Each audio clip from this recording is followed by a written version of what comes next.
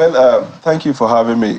Someone like Lateef Fagbemi, senior advocate, I was very impressed, not just by his selection, also by his performance at the Senate, but most importantly, shortly after the inauguration, I think there's a side interview where he said his core objective in that office is to ensure that there is adherence to the rule of law. And he said rule of law simply means obey rules and regulation, and that the vision of Mr. President should key into the rule of law. Stellar. Because, for example, him being a lawyer, the creed of our law practice is that every legal practitioner is to promote the rule of law, foster the course of justice, and not to be engaged in any conduct that is unbecoming of a legal practitioner. That is striking.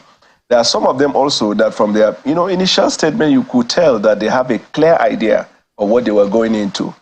There are others, maybe they have idea, we don't know, but their first speech with Nigerian people is threatening fire and brimstone.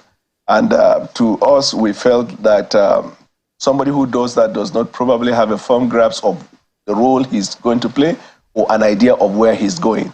And then sometimes, even if you do, priority also matters. I mean, if you have too many shoes, you know which one comes first, which one comes second.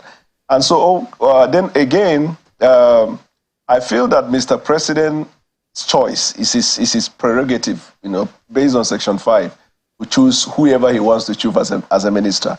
The constitutional requirement is not a big deal in terms of, whether you have certificate or whether you qualify to run for House of Rep and all that.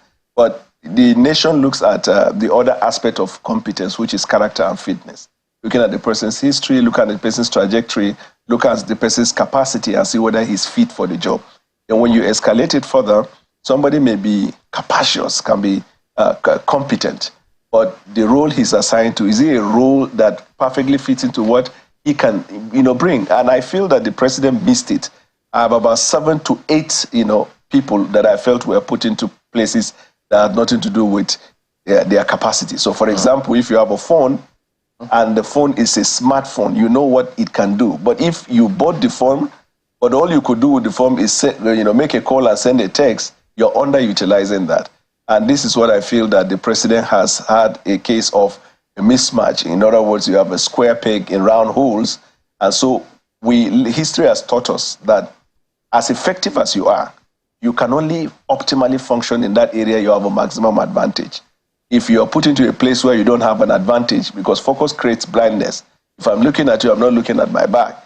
So if I'm taken to a place where my capacity cannot be utilized effectively, the presumption there is that either I become a liability there or I become redundant. All right.